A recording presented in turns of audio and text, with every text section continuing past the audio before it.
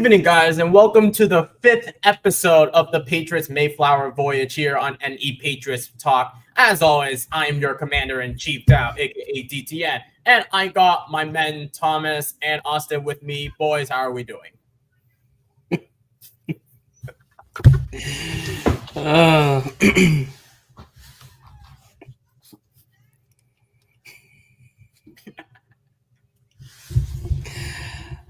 I'm doing good. Glad after a long work week get to come chat some football with my friends, and excited to go to the game. Got the new rivalry jersey, so repping that tonight. Gonna wear that to the game as well. So awesome. Ready to have a good weekend. How about you, Thomas? Yeah, doing well here, but still sore after those 2 golf tournaments I've been into. But yeah, I'm here. For me, I've been getting my asses kicked with quizzes, assignments. This is where, by the time it's week 6 and week 7, oh my God, it's going to be a disaster when it comes to midterms and whatnot. But so far, 3rd week of college, I survived that. Thank God. We're already on week 3 of the season, coming off of an electrifying win. Close though, but we're on to Pittsburgh now. And as always, guys, please make sure, as you come in, please make sure that you smash the like button, hit subscribe, and share this with all your friends. It's completely free and helps us grow significantly here on this channel. And we welcome you, as always, to the journey. If this is your first time here on this channel or on this journey, welcome you guys. And throughout the show, please make sure that you're posting your questions and comments in the YouTube chat to my right. So please make sure that you put in the letter Q as for question, S as for statement throughout the entire show. You can talk about like injury reports, matchups, blah, blah, blah. All good. But let's get this started with the injury report, or basically, yeah, let's talk about the injury report. So, what is it? So the injury report for the Patriots has came out, and this is actually the best injury report we've had so far. No one is out for the Patriots. The only ones are doubtful, and that is Christian Gonzalez, Jack Westover, and Keon White. Both Westover and Gonzo with hamstring injuries, and then Keon White with an illness. I don't know if it's the Black Death or something else, but what's with Keon White and those illnesses? But what are your thoughts on the injury report for the Patriots, you guys? Yeah, it's definitely good to see, either questionable or, not even on the injury report versus last week, or, we had multiple people on that report leading up to the game. We had, Gonzo, we thought maybe could play. He didn't end up playing. Keon White was out with an illness. So it's really good to see this week, especially against a good team in the Pittsburgh Steelers, that a lot of our guys are healthy and have what appears to be recovered from whatever injuries have been tolling their bodies. We're still kind of uncertain about Gonzo. It would be great if we had him because, frankly, I don't think anybody else can stop DK Metcalf. But, yeah, we'll have to see. I mean, it looks promising, but from your perspective, how about you, Thomas? Yeah, the injury report looks great, progress, but still, if we don't have Gonzo, still not concerned. We still got good corners on our team. Most importantly, Alex Austin. Most importantly, Carlton Davis, who's more productive here. Honestly,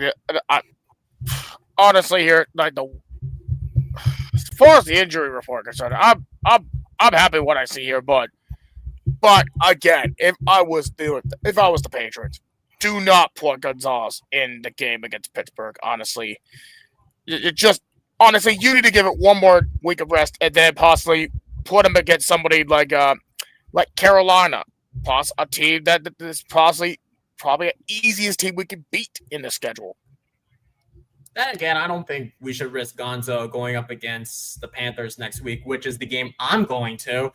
And because Bryce Young doesn't look like he reverted back to his rookie season or maybe the first 2 weeks of himself in 2024.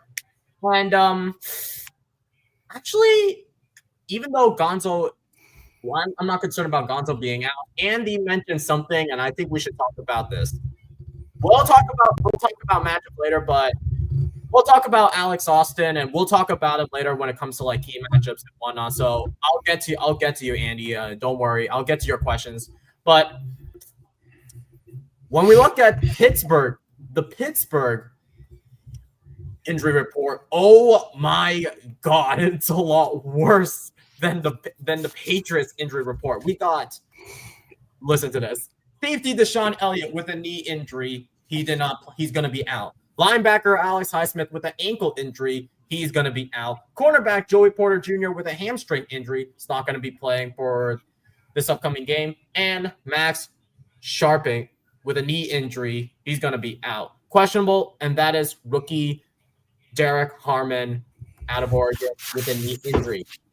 Is it going to be advantage for us to take advantage of the Steelers defense? Because, oh my goodness, Austin, the Steelers defense, they allowed 31 points back to back, because last year they only allowed 31 points in 2 games last season. This time it's back to back.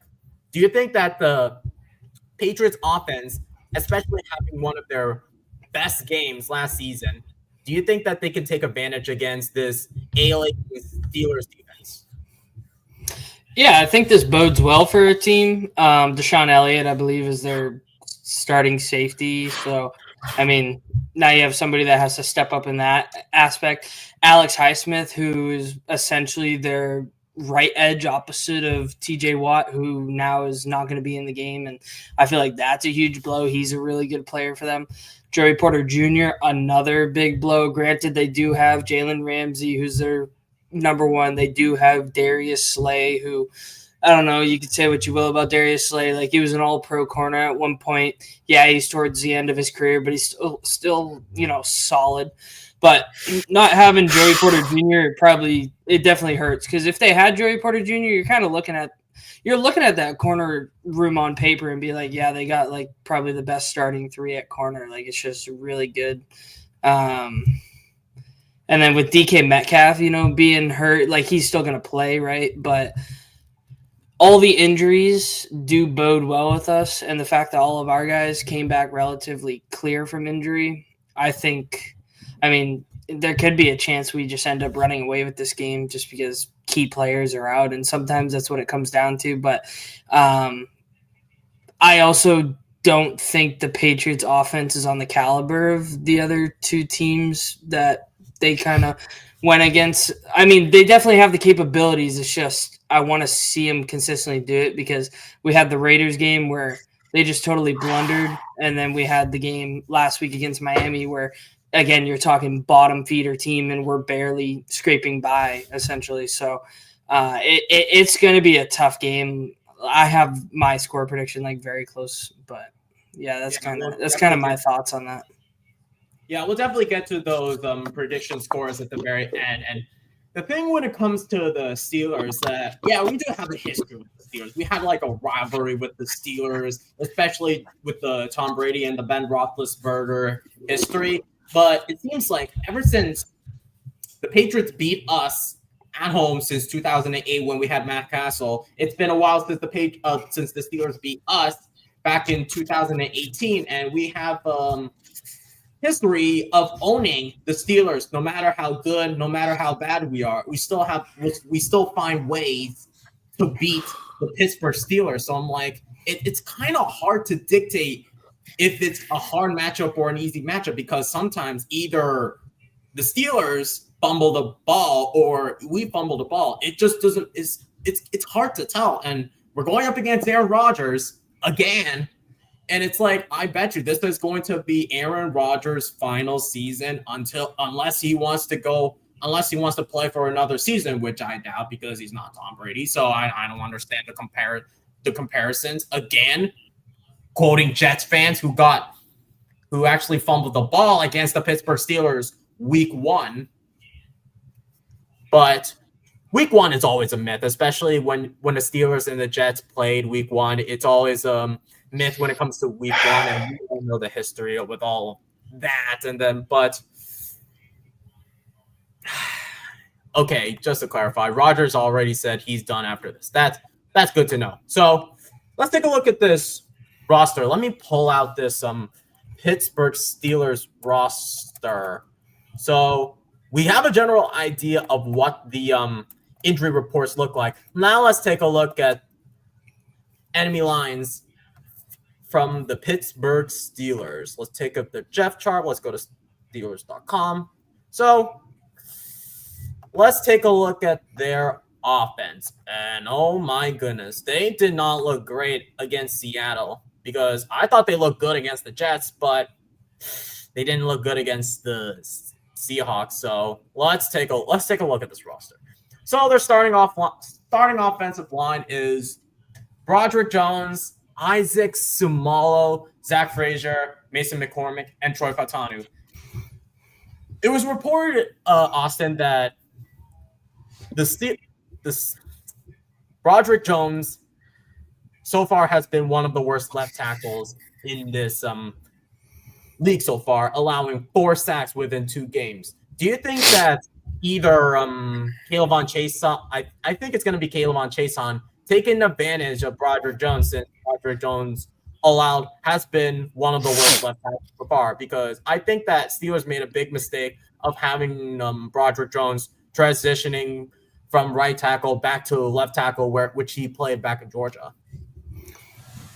Yeah, I think it's a clear advantage for us. I just think Broderick struggles against speed rushers, so I think Kayvon Chason might have, I don't want to say a career game, but very, very solid game against that left tackle, who frankly has been a liability for the Steelers, protecting Aaron Rodgers' blind side. It'll be interesting to see too what sort of stunts we try to pull on that side of the line. I do feel like the right side of the line is a little weaker, but just because the right guard, Troy Fautanu, I don't know, they do have a pretty solid O-line. It's just Broderick being kind of a turnstile. I feel like we could definitely take advantage of that, moving players around.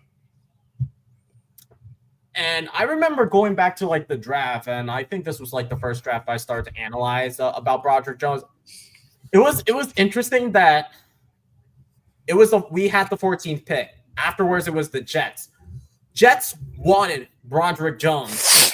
We traded down with the Steelers, and the Steelers got Broderick Jones, and he has been, I think he was been one of the more better right tackles. Do you think that there's a possibility that the Steelers might do a little switch up at some point, like having Troy Fautanu at left tackle and then have Broderick Jones back at right tackle, or maybe they're still going to stick with it? Because Troy Fautanu was the left tackle back in Washington for the Washington Huskies, and then when Darren Moore was a liability for the Steelers left tackle, Broderick Jones has been playing on right tackle, I would assume.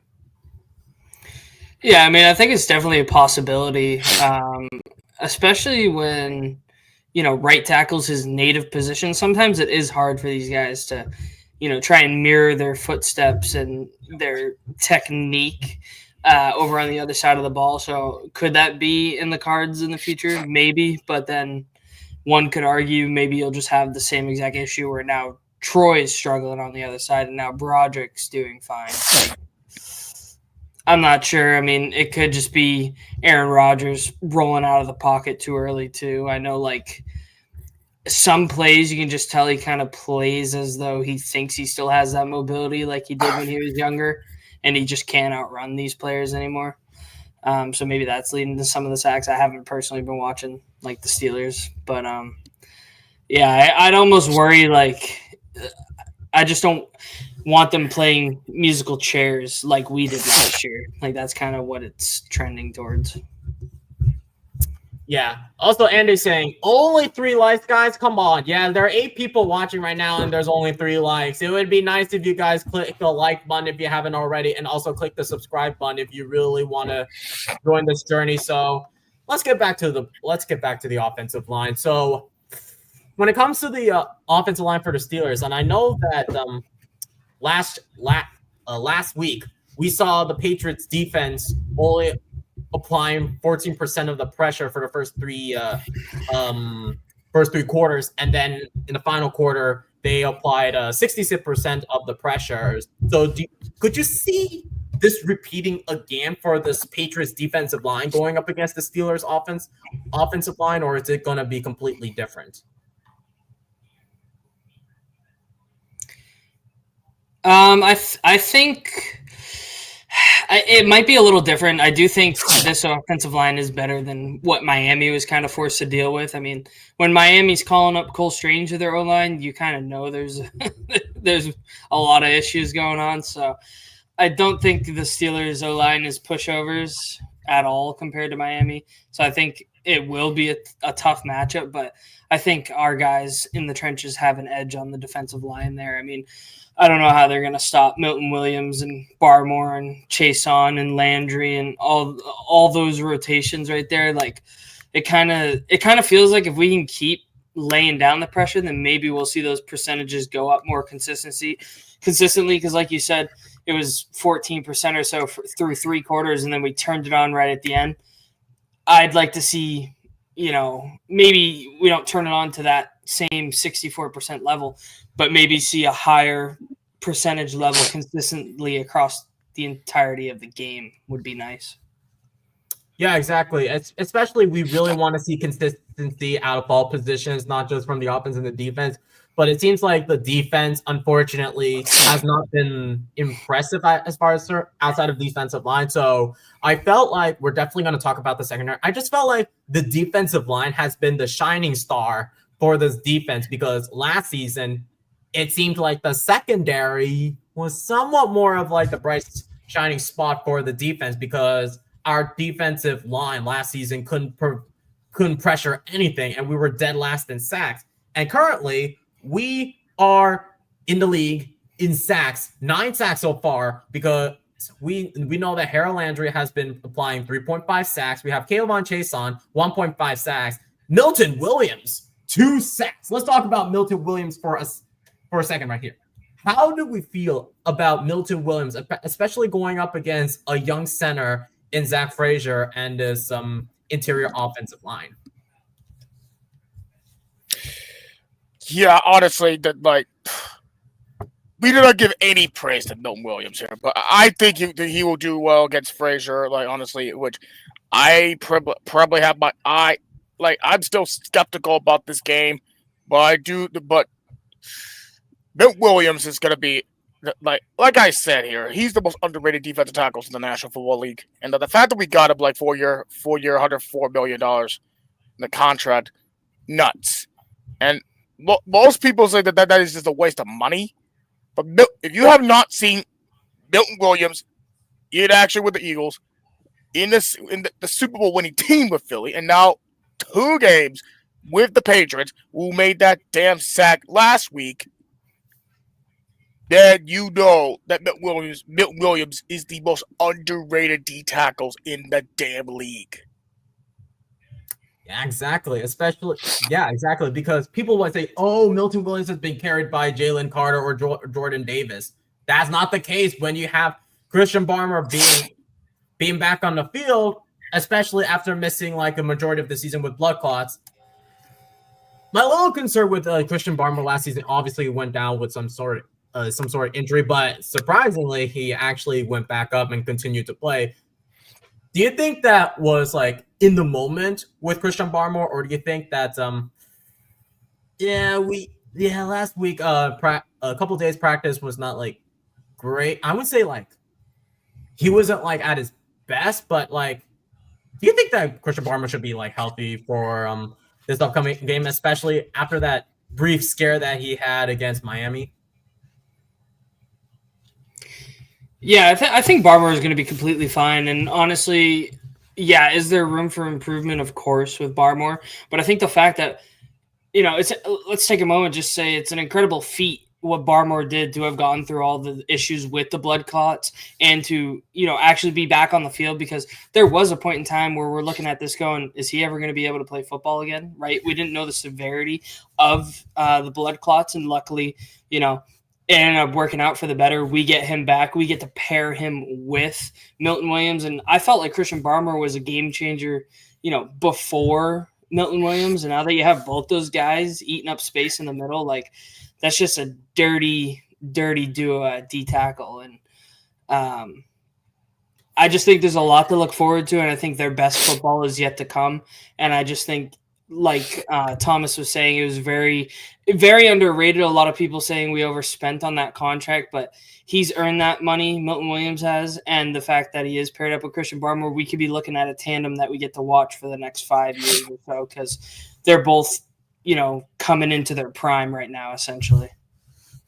Yeah, they were both from the same draft. They were both drafted back in like 2021, so like they're about roughly the same age. So it's like I could see like there's promise with both of these guys, especially they're both about the same age technically. So there's definitely a lot of promise with these two, and I hope that when you're currently in the league in sacks, that says how much that this team, especially how Mike Vrabel has invested a lot on this defensive line, because as he said before in the introduction press conference, and I'll hark this again, building the trenches is what is going to help you win games. And it seems like Mike Vrabel so far has been doing a great job of investing on this defensive line. So I'm excited for that.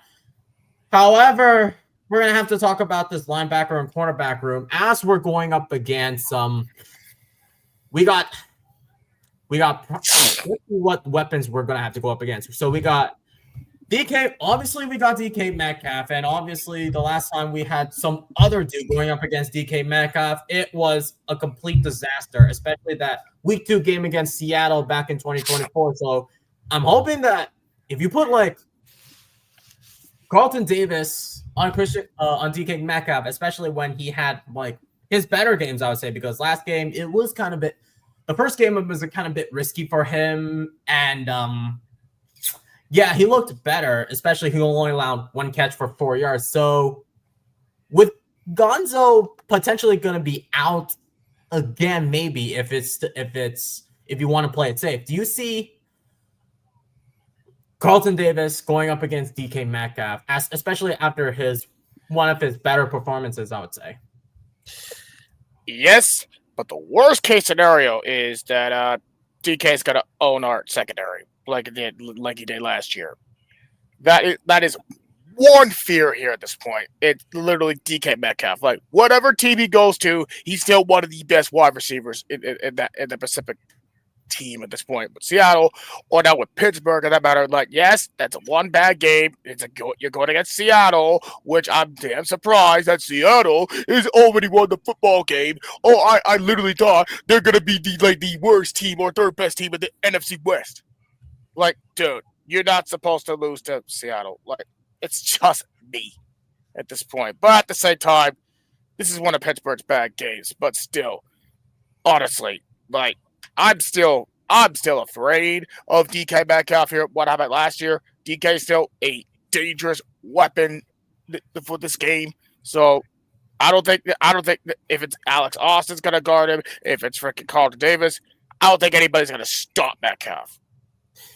Yeah, the only difference compared to last year is that DK Metcalf also had JSN.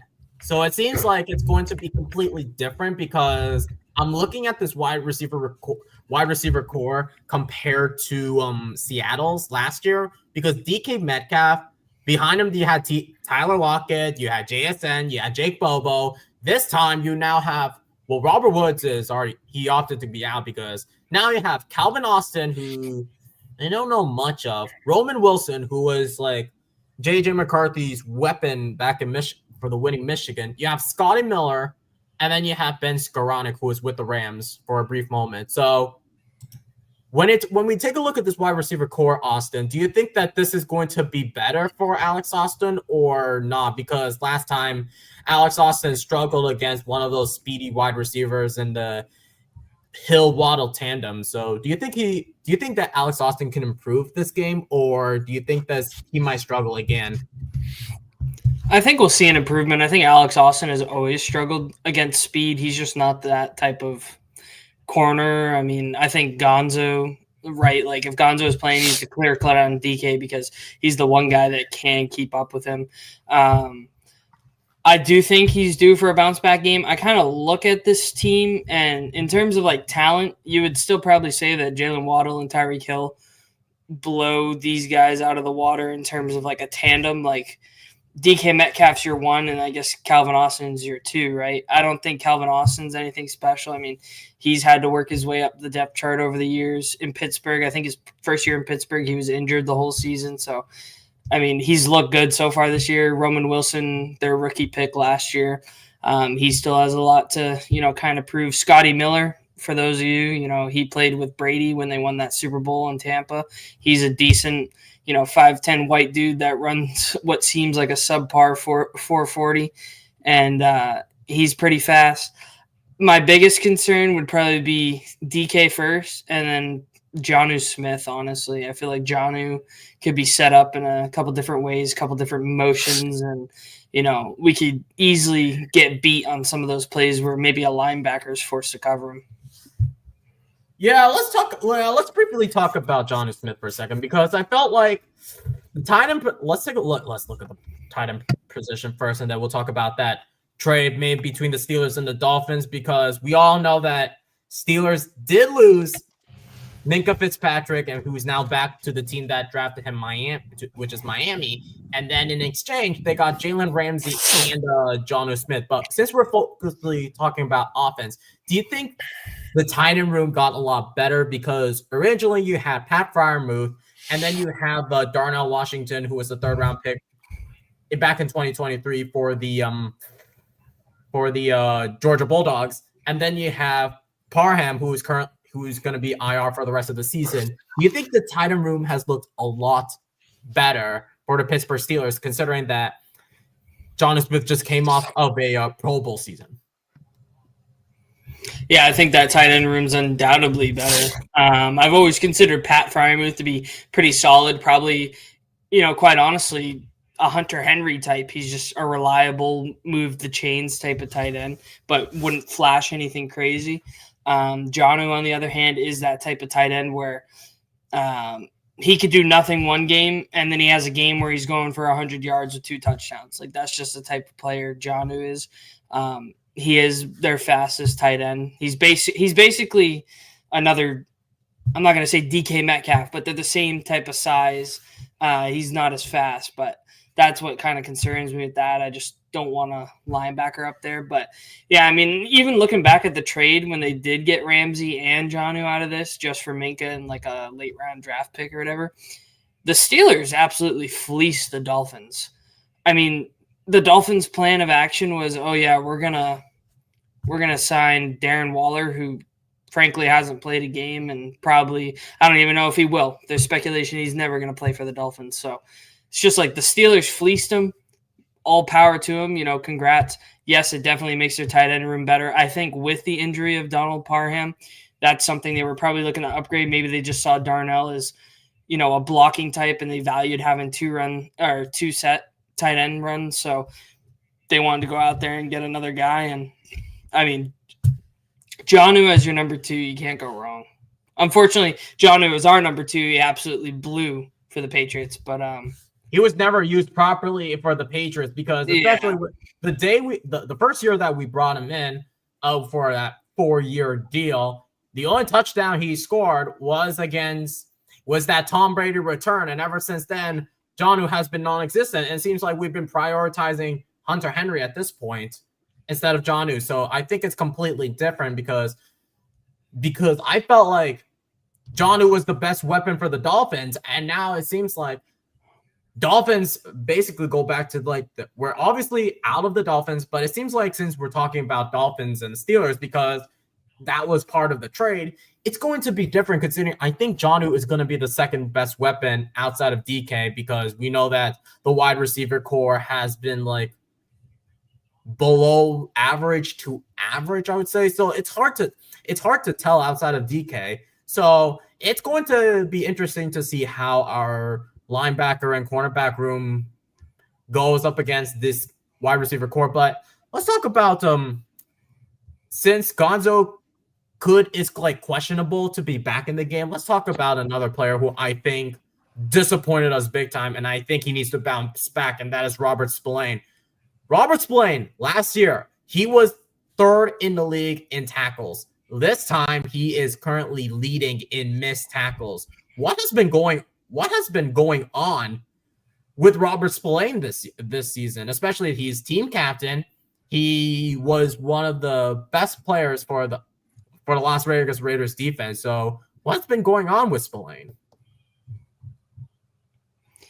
Yeah, I mean, obviously, this is a guy that you bring into the team to kind of lead that defensive side of the ball. He is their, defensive play caller. He's the guy that's talking to the defensive coordinator and calling the plays out there. And obviously, when you pay a guy the type of money that Spillane got, granted, I don't think it was anything egregious, but it's a good sum of money. You expect that player to perform to the level at which you need him to. And quite frankly, through 2 weeks, he hasn't been. I know watching highlights of him previously, on the Steelers, on the Titans, on the Raiders, you watch those and you're like, man, we're getting a hell of a linebacker, just a tough, gritty, aggressive tackles for loss. Like, he's just a solid player, can even like cover in the pass. And just these past 2 weeks, he's kind of shown exactly the opposite. On a level of like concern, though, I'm not super concerned. I'm going to chalk it up to, new team, new system. He's just trying to get into it. He's a good player. If we're week 7 and he's still leading the league in missed tackles, yeah, then you can start hitting the red button and calling for maybe we get somebody else in there or something. But I honestly think he's going to bounce back. He's probably somebody that I'm really not worried out of everybody on our defense. I'm really not worried about Spillane. I think he'll be fine. Yeah, he'll be fine. But I'm not worried about Spillane at this point. He's a veteran. He'll bounce back. If there's somebody who can literally bounce back from a slump like this, it's Spillane. Yeah, it's actually I heard from Brable saying that Spillane was really upset about his performance last week, and even though they got a win, he felt really upset about his performance. So I hope he bounced back, because back-to-back games he didn't look impressive. So like Eric said, that I don't blame Robert for his last game. When you have lined up in man against A-Chain, he's going to get eaten up. So probably it's more of a scheme thing, especially when Gonzo is out. That kind of hurts, especially when you got Gonzo out. So the schemes, the defensive schemes have to be adjusted, because no one expected Gonzo to be out this entire season. So that could be a possibility, but I'm hoping if Gonzo's confirmed that he's going to be back, even though he's been recovering from that hamstring injury, let's see how this defensive scheme goes up against Rodgers and what's left of Rodgers and DK and Jonnu Smith. So speaking of run game, and since Eric mentioned A-Chain, let's talk about this run game that the Steelers have, because it seems like the run game from the Steelers looked non-existent against Seattle. What's going on with this run game? Especially, you lost Najee Harris. You still have Jaylen Warren, who is more of like your receiving type. I thought that Caleb Johnson could be that type of guy, but Caleb Johnson was benched last week because of his punt return ability, of his special team abilities, and how he fumbled that ball, allowing Seattle to win that game. Yeah, I think the Steelers are really going to have to rely on the pass game in this game, which is why if we had Gonzo back, it's going to really bode well for us. I'm looking at it right now. It's like New England only allows 58 rushing yards a game so far, which is third in the entire league. And Pittsburgh only has run for 62.5 yards a game, which is dead 30th in the league. So Pittsburgh's run game is absolutely atrocious. I'll be shocked if they can really run it on us, especially with the likes of Jaylen Warren and Kenneth Gainwell. I'm just going to be shocked. I really think they're going to have to pass the ball to beat us. Yeah, that's kind of my opinion. We just rank better against the run and with pass rush, better than they've been able to run. Yeah. Even passing, I think they're 17th. So I know they're not like typically the best, because I know that the Steelers are like the second oldest team in the league next to the Washington Commanders. So speaking of old, let's talk about Mr. Aaron Rodgers. Aaron Rodgers. This guy has been. I thought he looked great. Week 1, 4 touchdowns. This last week against the Seahawks. This guy, man. What was his performance against the Seattle Seahawks? 1 touchdown and 2 interceptions. 18 out of 33 for 203 yards. That is not the old Aaron Rodgers. I feel like at this point, Aaron Rodgers is done. Aaron Rodgers is done because it is reported that he is averaging 5.8 yards per throw through 2 weeks this season, lowest among all quarterbacks. So how are we going to apply pressure onto Aaron Rodgers? Because we know how good Aaron Rodgers is throughout all these years with the Packers, and then obviously how he has regressed, especially during his final season with the Packers and the Jets. So how are we going to stop Rodgers? simple. You just get to the quarterback. I mean, it's not like a scrambler quarterback that we'll have to face later in the year of the likes of, say, a Justin Fields, right? This guy is frankly not going to outrun Barmore, Landry, Chason, frankly anyone. If he outruns him, like that dude, whoever outruns the guy, that guy needs to get cut from our team. Like there should be nobody getting burned by Aaron Rodgers. So quite frankly, it's just we need the pass rush to show up and be there. Like I said, I think we're gonna stop that. We're gonna stop the run, and we're quite frankly gonna force them to pass and say, you know, Rodgers, you got to beat us. And that's why I would love Gonzo to be back this week, but I understand with the injuries why we don't want to force it. But yeah, I don't know. I think Rodgers' best days are clearly behind him, and you know this is his last hurrah. And maybe the Steelers fans are delusional, thinking they're going to the Super Bowl or something. But typical Steelers fans, because they love to wave the terrible towels, and they always say we're going to the Super Bowl. So that's typical Steelers fan.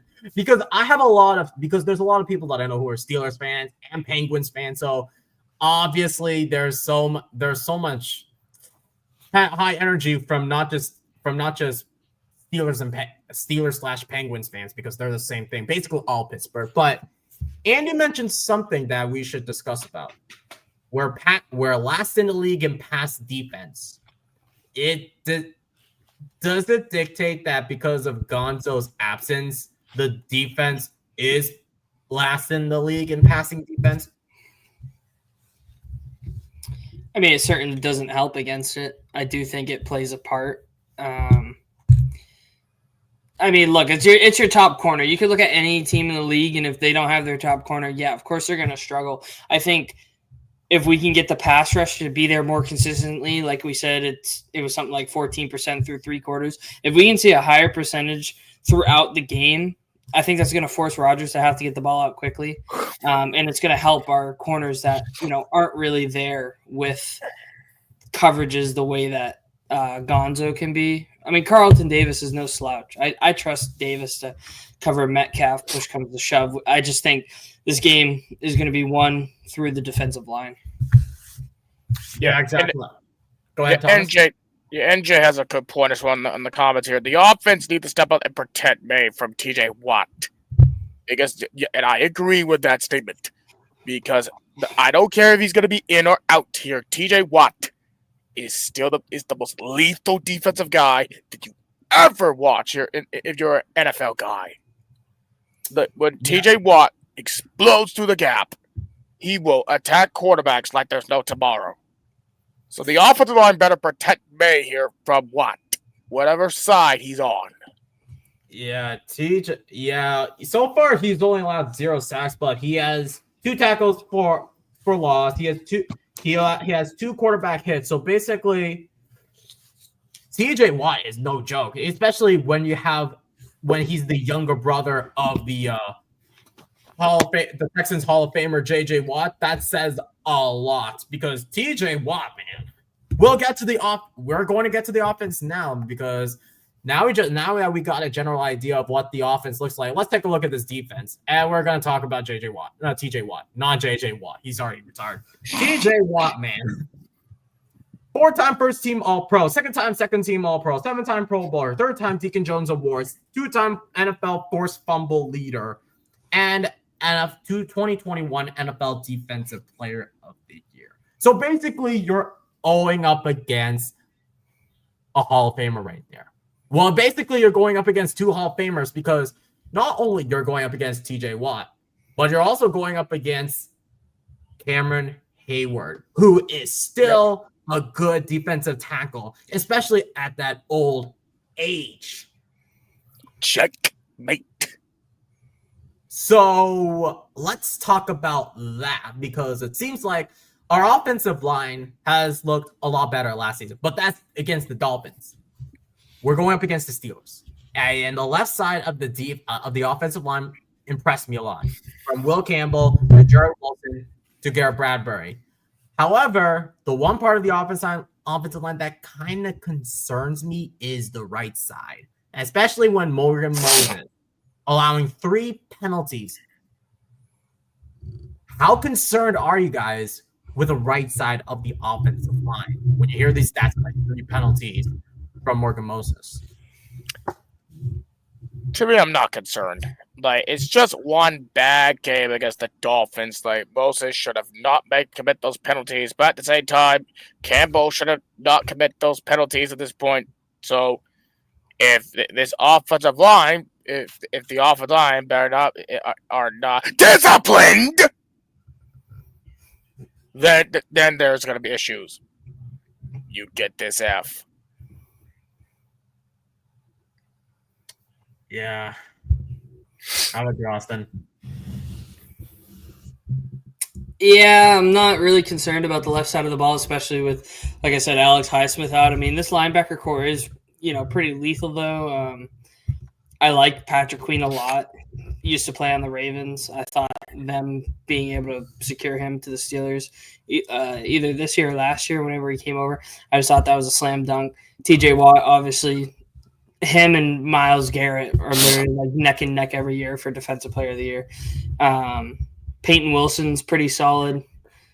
Jack Sawyer from Ohio State, he's going to play a part in this. They got some solid guys in that linebacker position. And on that front, I mean, correct me if I'm wrong, I thought Derek Harmon used to play for us for their defensive end. Could be wrong. Daniel Qualley used to play for us. Yaya Black is pretty good. Like, I don't know. Maybe I'm biased because the Steelers are technically my second favorite team just because of my family upbringing. So I do think the Steelers defense has always been their strong suit. And that's why I think it's really going to be a test. But, yeah, our right side of the line, I mean, even Garrett Bradbury's been doing good. It's that right side. Like, Onwenu has kind of lacked, and I think it's Onwenu lacking because he's picking up the slack from Morgan Moses. And I think Morgan Moses, had some mental errors in that game against Miami with those 3 false starts. But something that I really liked was Will Campbell, I think after the game or like during the game, went up to him on the sideline. He said, whether you're year 1 or year, 10 like he is, I don't know the exact year Moses is. He's like, everybody makes mistakes. Everybody's going to make penalties. It's about bouncing back and, being better the next down. And it's just like, it's nice to see that leadership coming out of Will Campbell, who was a rookie first-round pick this year. And I think, that's just Morgan Moses' leadership coming off of him because the week prior, I think Morgan Moses was talking to Campbell about the same thing type of deal. So I think they'll bounce back. I don't want to have like a second-half collapse because Morgan Moses held up really well against Max Crosby in the Raiders game for the first half. And then towards the end of the game, it kind of seemed like his conditioning or maybe the injury that he's been, dealing with to come back and play kind of caught up to him, and he just turned into a turnstile at the end.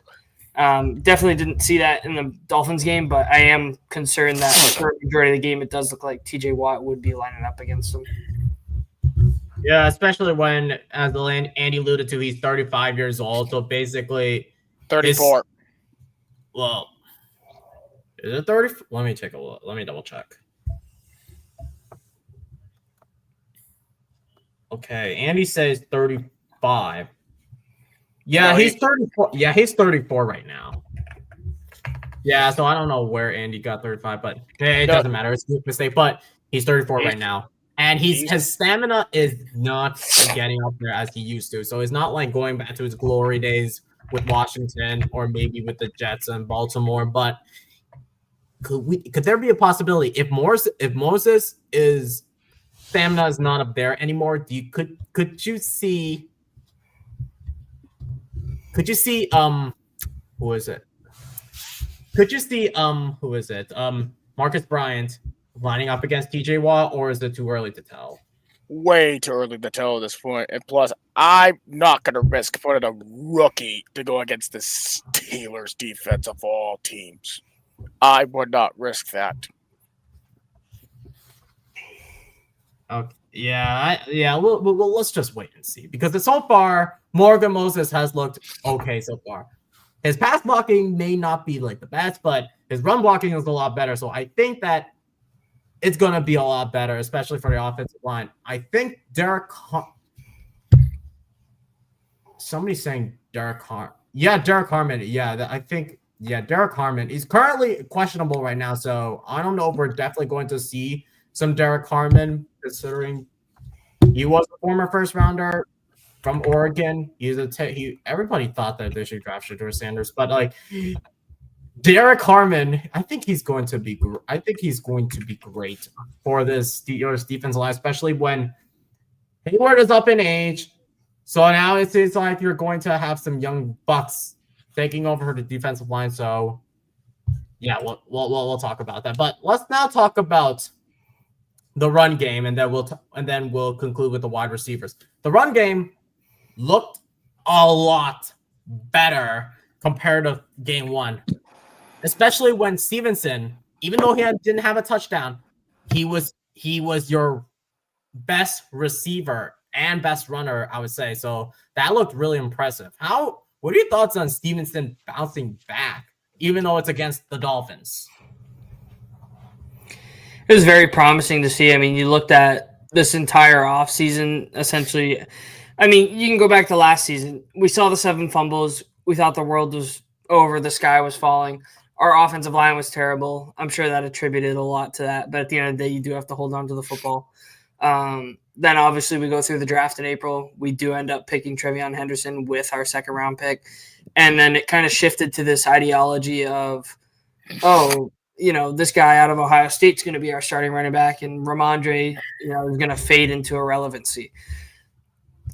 Week 1, Ramondre kind of was irrelevant, but week 2, he really came into his own. It is kind of too early to tell as well. I mean, I need to see multiple weeks out of Ramondre holding on to the ball and kind of catching it out of the backfield and stuff like that. But last week was very promising, even if it was against the Dolphins. Let's see if he can do it again this week. It is going to be very hard because, like I said, the Steelers' defensive front is arguably one of the best in football, behind like the Eagles type of thing. So I just think they're that good on defense. It's always been the offense has kind of held the Steelers back ever since Ben Roethlisberger retired. So, I think it's promising what Ramondre did. So I'm really hoping that Trevion can kind of turn into something like the Lions have with David Montgomery and Jahmyr Gibbs. And then hopefully we can sprinkle in Antonio Gibson. I do think maybe Henderson's due for a special teams touchdown this week since Gibson got one last week. They should honestly alternate every week, and I'd be happy with that. But yeah, definitely. I think that when it talks about Stevenson, it's nice that he got an impressive game against the Dolphins, but the one problem I still need to see is consistency. Can he not be like this hot and cold guy to the point that he's hot at one point and then he's cold another week. Then he's hot again and then he's cold in another week. I don't like these players who are like hot and cold because it's hard to tell if you really stay consistent, no matter how hard you try. You at least have to be consistent, especially no matter how bad and no matter how good you are, you have to be at least consistent. So I'm hoping that Stevenson puts up a similar performance like that this this upcoming Sunday at home, but it's too early to tell. I need to see more out of Stevenson, regardless of how impressive he looked against the Dolphins.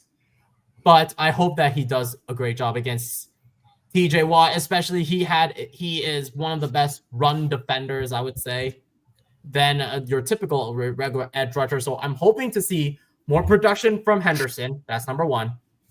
Hopefully Stevenson, as Andy alluded to, if Mondre starts fumbling the ball, I want him out. No cap. Definitely. If Mondre starts to consistently fumble the ball, which so far he hasn't, then he's going to be on the hot seat. So that's way too harsh to say at this point. I'm not ready to say he's going to be out of the team if he fumbles again. But you cannot, at the same time, you cannot blame him because he has a shitty offensive line last season. Yeah, it's hard to tell, but let's see how well they go against this brand new offensive line. Well, speaking of offensive line, NJ's mentioned something of being like, I'm liking that partnership of Will Campbell and Wilson. In my opinion, keep playing them. Even if they make mistakes, it will help them develop quick. Let's talk about this comment from NJ.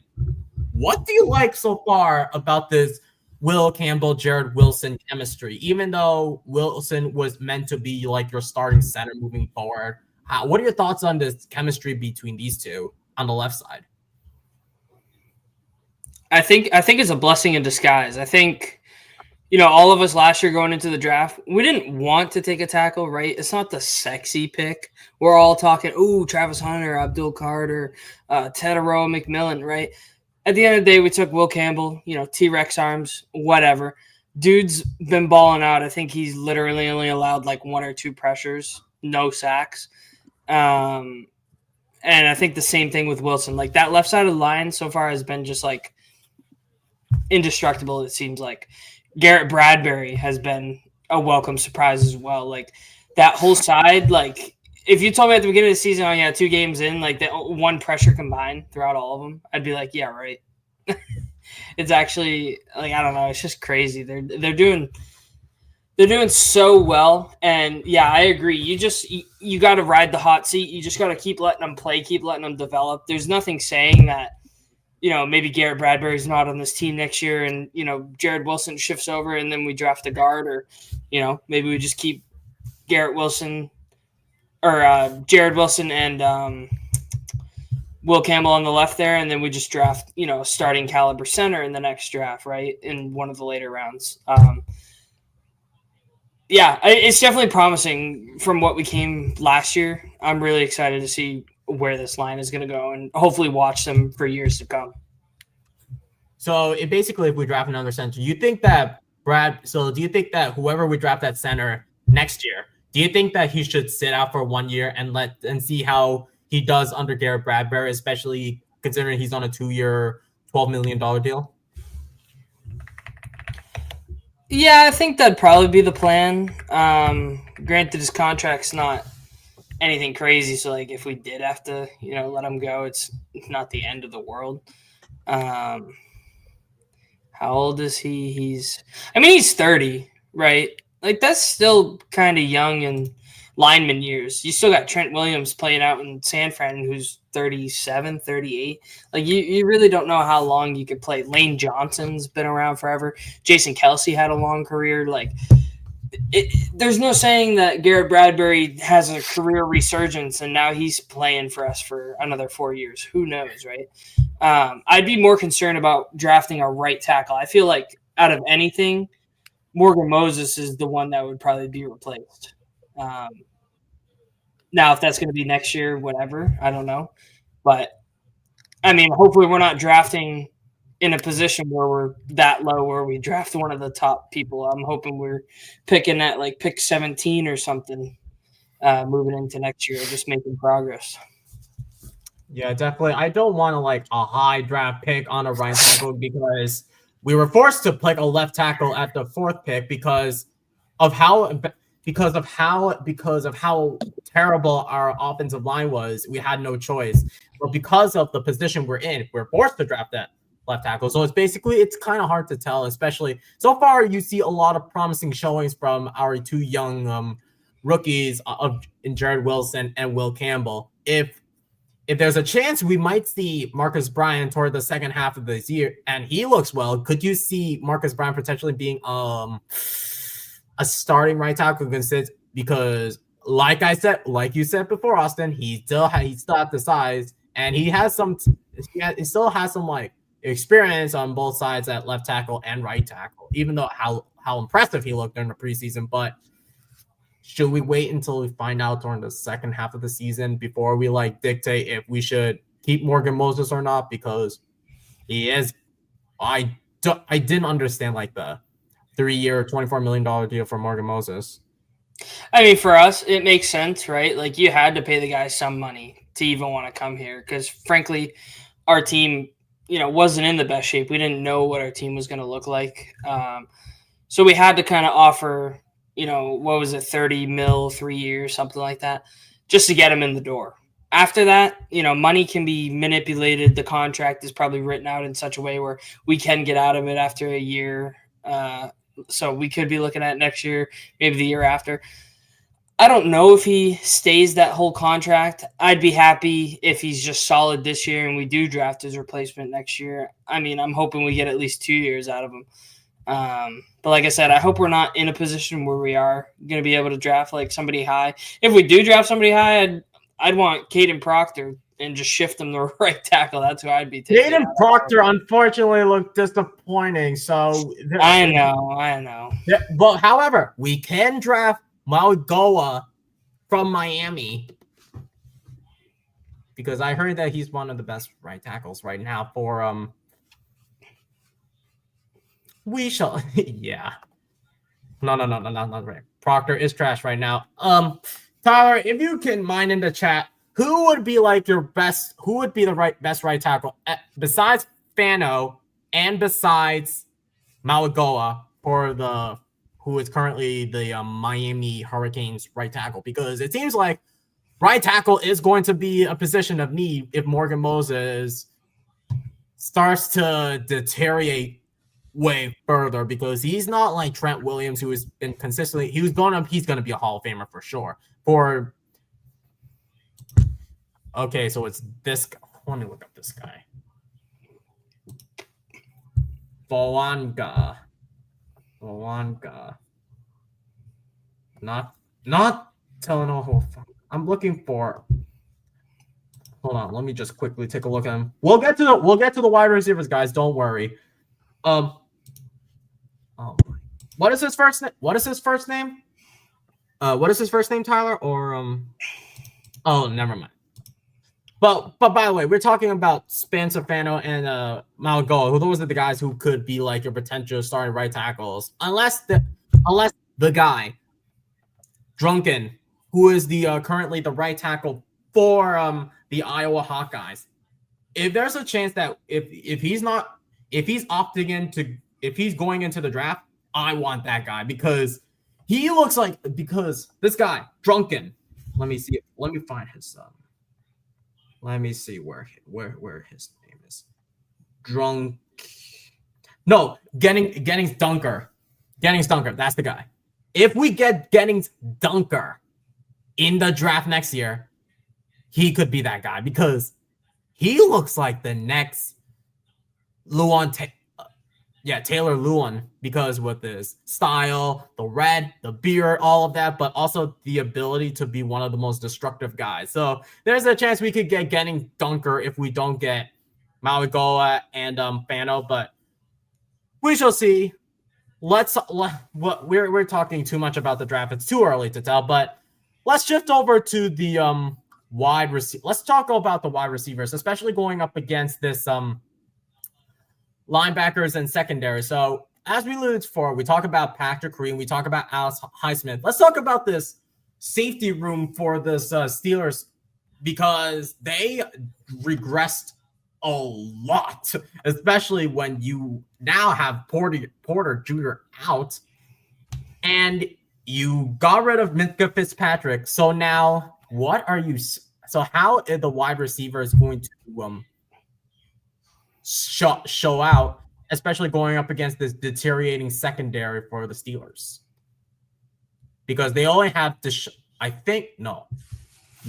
Deshaun Elliott is out.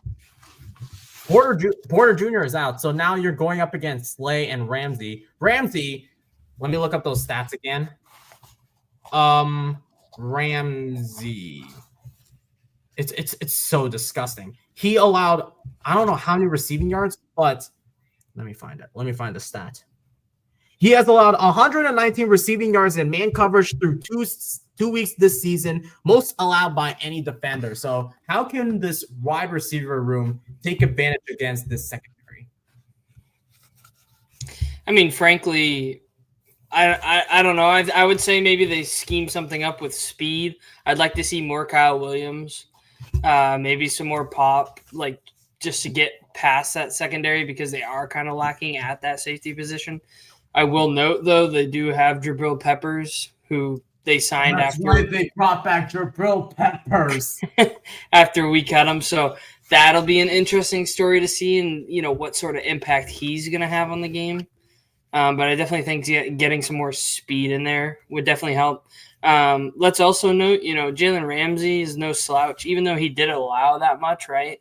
He had to go against Garrett Wilson week 1, JSN week 2. We're talking like top 10 receivers, top 15 receivers in the league right there. Like, granted, Jalen Ramsey, he's probably moving out of his prime, but, he's no slouch. He's still good. It's just he's had to go against some, top tier talent. I think there's a real possibility, maybe we struggle with Ramsey this week just because we don't have that, proven wide receiver 1 right now. On paper it's Diggs, but he hasn't played like it. He's slowly getting back into the groove of things. Kayshon Boutte is probably the closest thing we have. But I don't know who's going to match up where. But I definitely think we need to take advantage with some speed. Speaking of speed, let's talk about this question from Andy. I think we need to talk about. Let's talk about. So, unfortunately, Andy, we haven't seen this article from Pop. I don't know who wrote the article, but let's quickly talk about Pop because it seems like Pop so far this season hasn't looked impressive to me. Pop unfortunately disappointed me big time. So disappointed so far this season. How can Pop bounce back this upcoming game, especially when he looked non-existent last week and the week before I think he only had like 2 receiving yards, -2 yards for a touchdown. So how can Pop bounce back? I know that Drake May can't see receivers that are like 5'8", 5'9", your typical small receiver. So how can he bounce back? By getting open. I think he's going to perform better in man coverage than he is zone. I don't know if I know Josh McDaniel's scheme does rely on receivers kind of knowing where to sit in zones. I don't know where he is on his development in terms of that.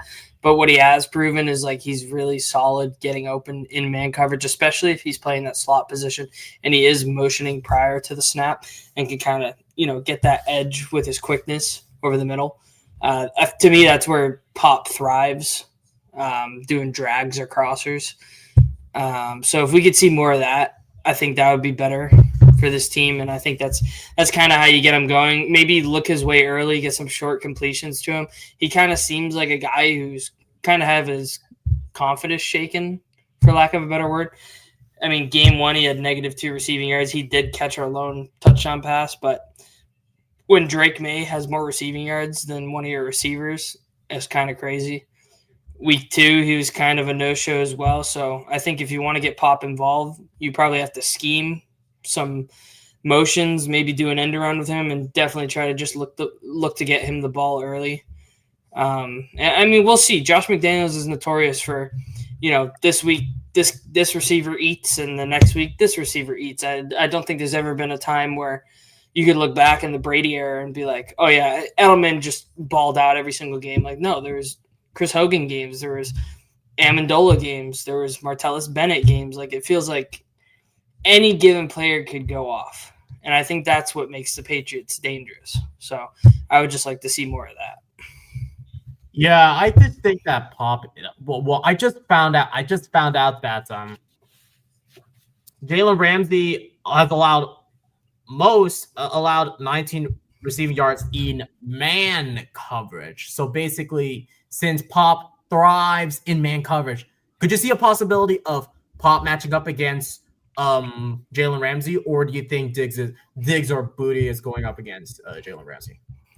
I think Diggs or Booty. I don't think there's a world where they're going to go, yeah, Ramsey, go cover the 5'8" guy. Like, no, that's not happening. Yeah. And then I think there's another question from Andy. Let me see if I can find it.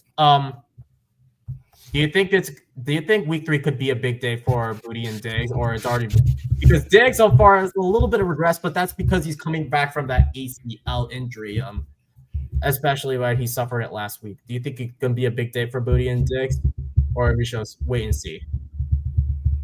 I think Diggs could come back. I mean, I thought last week Diggs played very well. Even if Diggs at this stage in his career has transitioned to more of a possession receiver, he's done a great job at that.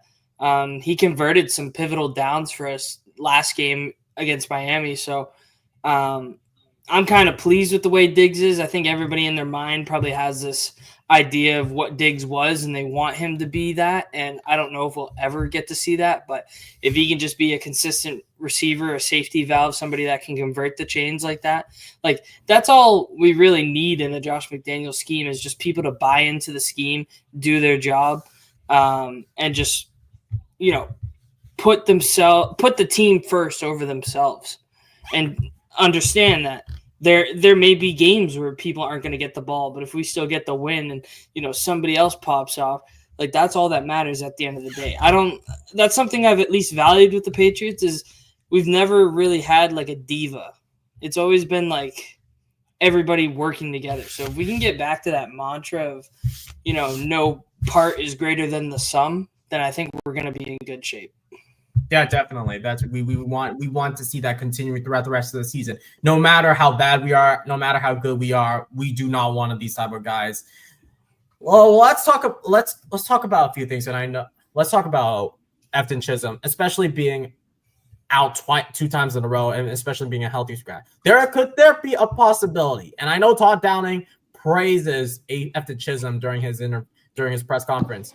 Do you think that Efton Chisholm could potentially have his debut against the Steelers, or we're going to have to wait and see?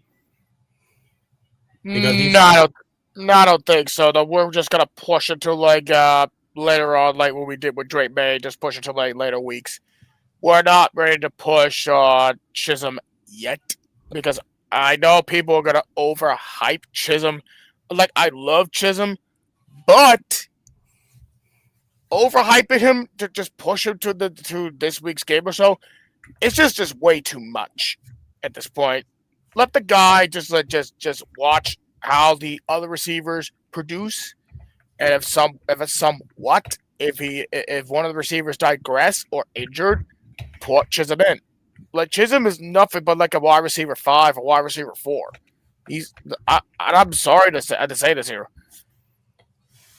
If people keep hyping Chisholm here, then I'm just gonna be just pull the plug. Yeah, is that the thing with Chisholm? The problem is the other 5 receivers outside of Pop have looked impressive so far. Diggs look impressive. Booty looks impressive. I hope Kyle Williams gets some production. Matt Collins so far has been looking decent so far. Matt Collins had that one touchdown against the Dolphins, and we all know Matt Collins' production. Matt Collins is definitely not like your typical like wide receivers 1 or 2 or your 3. No, at least it's more like your circumstances. Like, he's more of like your situational wide receiver, because I know that Drake May thrives to like these big boy wide receivers. So I feel like because I feel like you give Kyle Williams some more reps, I would say, outside of Booty, Diggs, and maybe Hollins. Hopefully he can ball out. But at this point, I would wait for Chisholm to develop more properly. And let's see I would wait until like weeks wait until like November to see if we can see some Chisholm, because I think that's a bit. Andy, I understand. Do you think that we should replace Chisholm with Pop, or do you think I think Pop could definitely No, bounce? Just that's a because stretch. Absolutely not. Replacing Pop with Chisholm, that is completely dumb. It's low IQ. I'm sorry. I am sorry in advance. Like, we're not pulling Pop Douglas out. Like, he has 2 bad games. I freaking get it. The next few games or so, he will advocate himself here, and he will bounce back. And he is Drake May's target, for crying out loud. Yeah, another thing is that Steelers play a lot of man coverage. Pop thrives through man coverage. So it's if I think that Pop could take if Pop could take advantage against the Steelers defense, who has been using a lot of man coverage, that could be great for Pop, especially when he is your best guy against man coverage, and Steelers love, and I mean love, to use man coverage. Yeah, That if you would be pull, yeah, I agree. Like if you pull Pop and put Chisholm in, then yeah, the Steelers would use the what is it you said here? Now they use what? if you use Chisholm and if you like plug in Chisholm in that slot role instead of Pop, then it's going to be a bit situation. It's going to be rough for the young. Exactly. Yeah. Exactly my point. And Pop knows how to get through through man coverage. Chisholm, I don't know if he could get through man coverage, which is the Steelers love doing man coverage. So I'm sorry, Andy. Here, I don't think It's just unrealistic of pulling Pop Douglas before Chisholm here, because I'm sorry, Chisholm needs to wait for his turn here, just like we did with Drake May from last year. Wait until week 6 until we put Drake May in. This could be the situation with freaking Chisholm. Wait until later weeks. Yeah, Red says it perfectly. His 2 bad games were scheme related. I don't think he necessarily had a bad game. Just Pop didn't have his number called. Yeah, that's right. Dolphins, Correct. I don't think Dolphins or Raiders use a lot of man coverage. And I know, like, I don't see Pop going up against the Bills week 5 because Bills love zone coverage. Correct. So I think Pop is more of like your situational guy than more of like your main weapon. I think Booty and Diggs could be your more weaponal guys than Pop at this point. So we'll just wait and see to see how well it develops. If Pop doesn't do well in man coverage against the Steelers, who love to use, then there's going to be a problem. But for now, let's just wait and see how Pop goes before we plug the pull and say, let's put in Chisholm. So that's our whole wide receiver brand. But let's briefly talk about Drake May's performance. And I know let's talk about Drake May. Drake May looked great last game against the Dolphins. 0 turnover worthies as far as I'm concerned. 0 turnovers, 0 fumbles, 0 interceptions, 2 touchdowns, even 1 touchdown.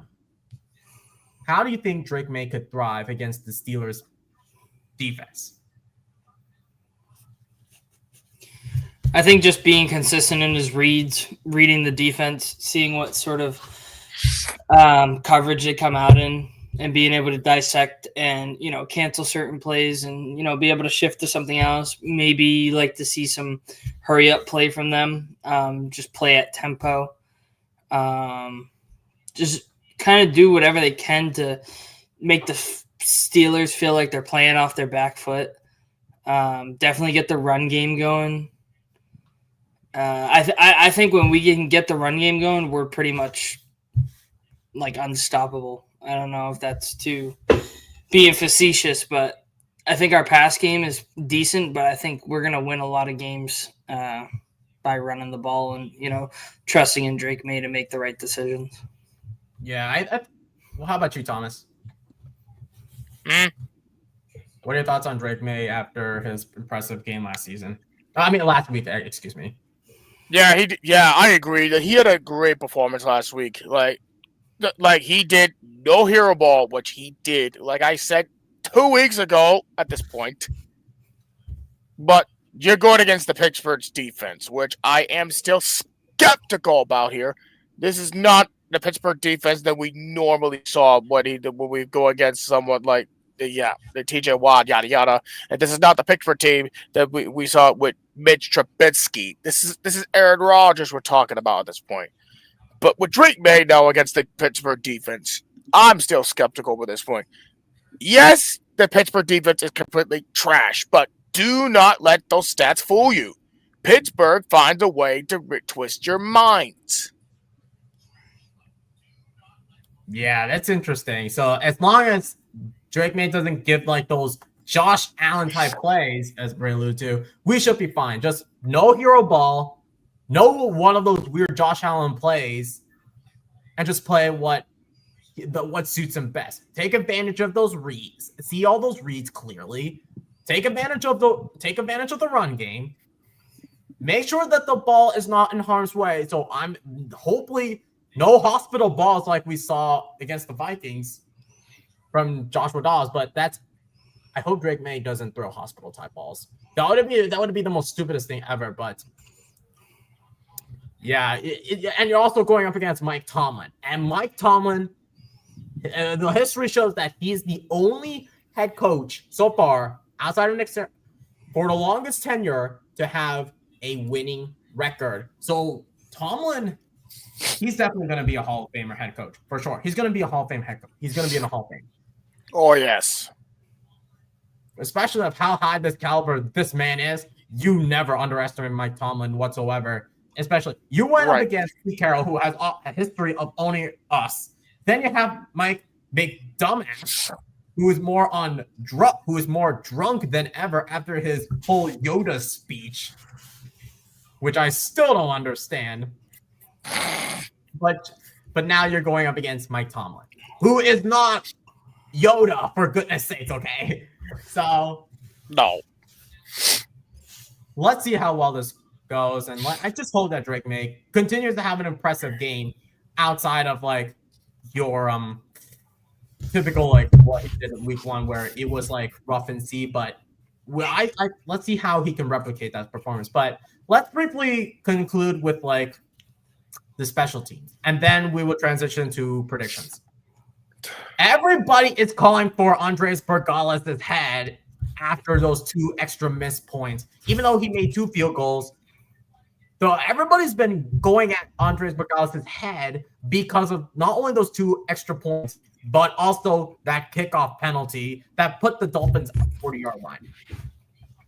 What should we say to fans who are calling for Bergales' head and saying, let's bring in Young Wiku, who has been released by the Falcons, and they have elevated John Parker Romo, who is with us for a brief moment? I would say just give it time. I'm just going to say this.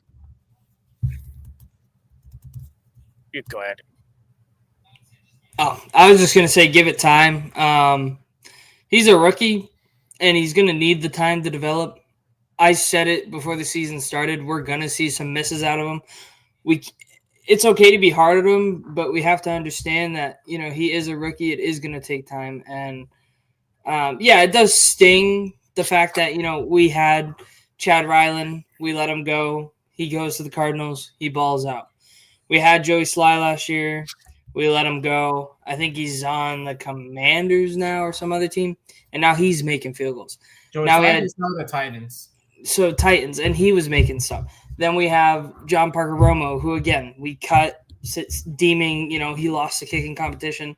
He goes to the Falcons, who have had terrible luck with their kicker, Young Hoku, who they just ended up cutting because he had a perfect 5-for-5 game.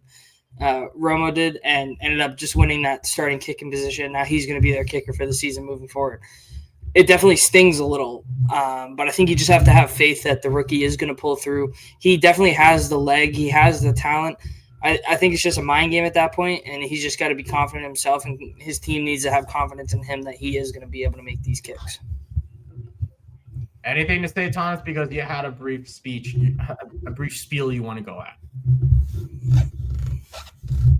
going to say this once, and I'm going to say this at this point to the Patriots fans who are going at Burgos. Calm your fucking tits!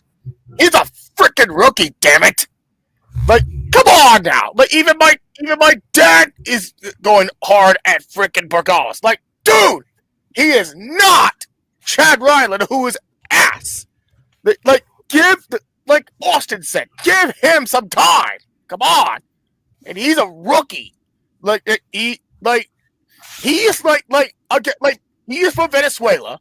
He went to University of Miami, which is a warm temperature state. He never get used to play in a cold environment like New England, or for example, or even Pittsburgh, or any cold city in the United States. So I'm gonna say this here to just calm your tits. Calm down for once. Just move on. It's just relax. Take a chill pill, get a drink of water, and just relax a bit. He's a freaking rookie. You're gonna need to give him some time here to get some accurate kicks.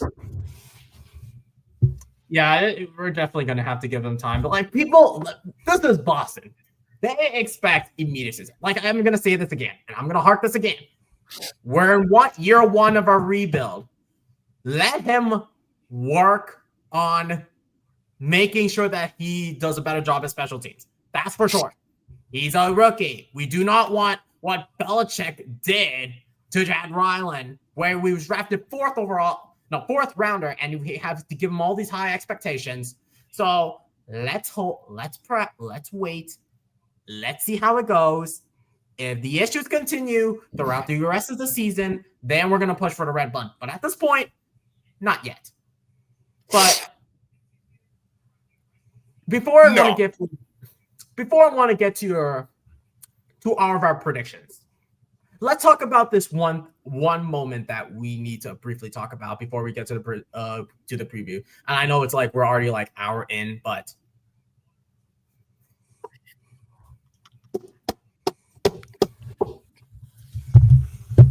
jeez, What the fuck? Okay. Let's talk about. At least Andy's not a racist like the other kicker we drafted. Yeah, fuck you for that. Let's talk about this upcoming weekend, where our wide receiver, our savior Julian Edelman, and Hall of Famer head coach Bill Parcells are going to be inducted to the Patriots Hall of Fame. What are your thoughts on Julian Edelman getting the red jacket and have his name in the Hall of Fame?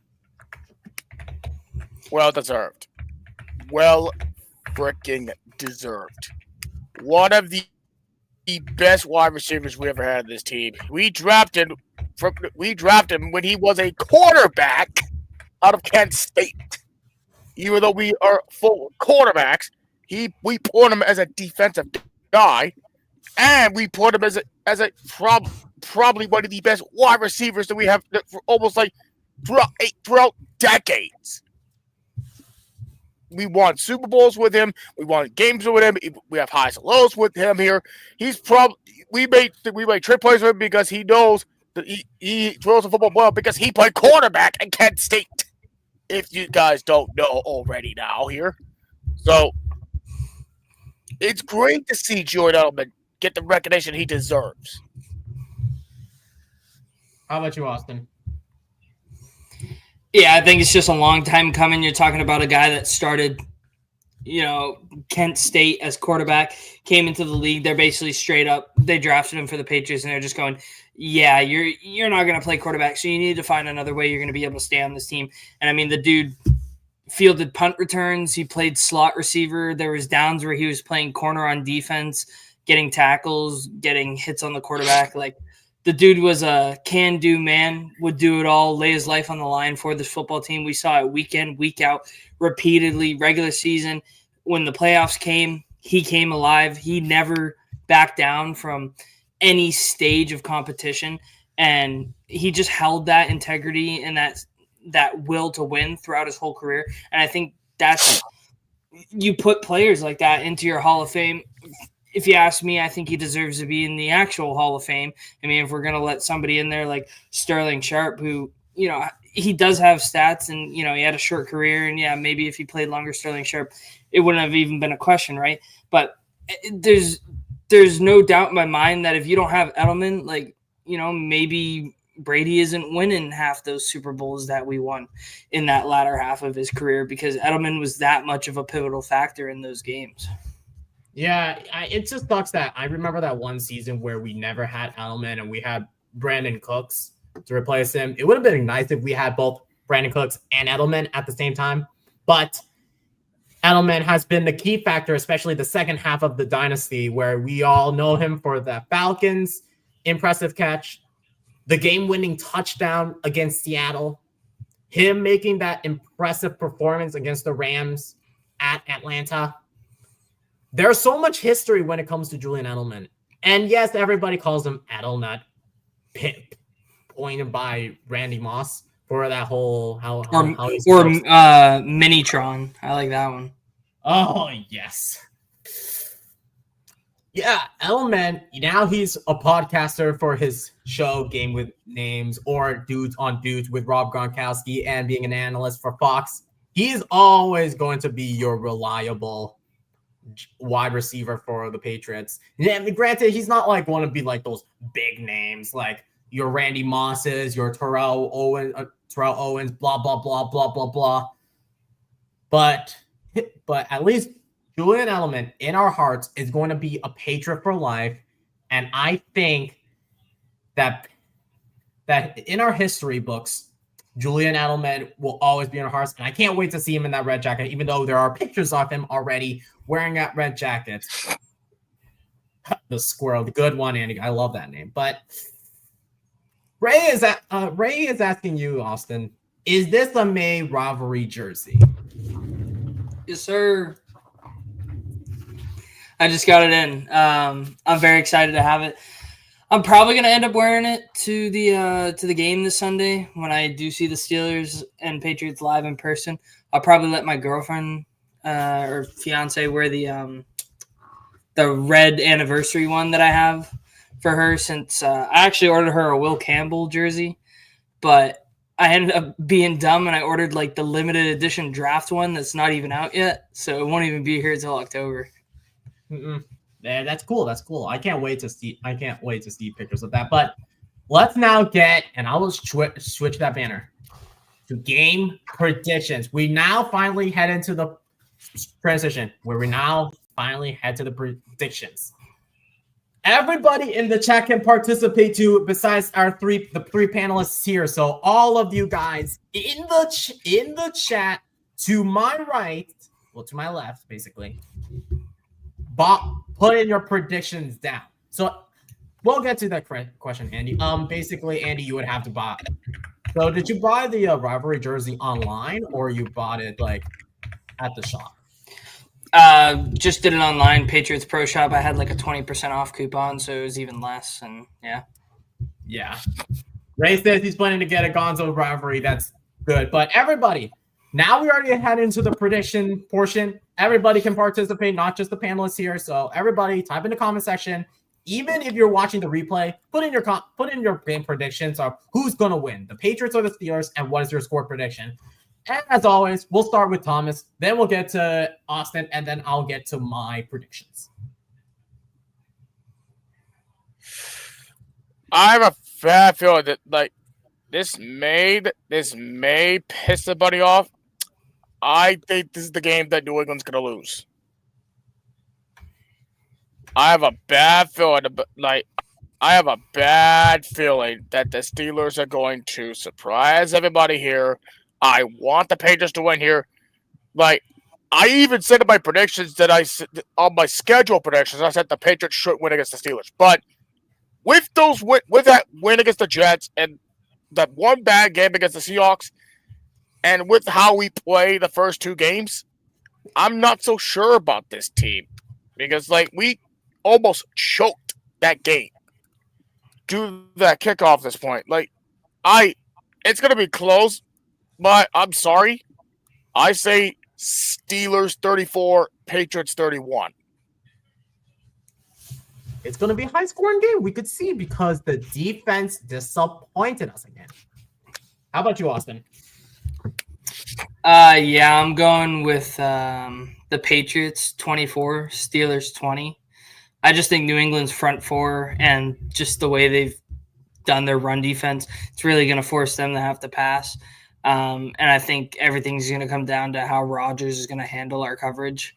I do think if, we go into this game and Rodgers ends up having some explosive plays to DK Metcalf, definitely could be flipped, definitely could be the Steelers run away with the game because they do have DK Metcalf and Jonnu Smith, who to me are, home run hitter type of receivers.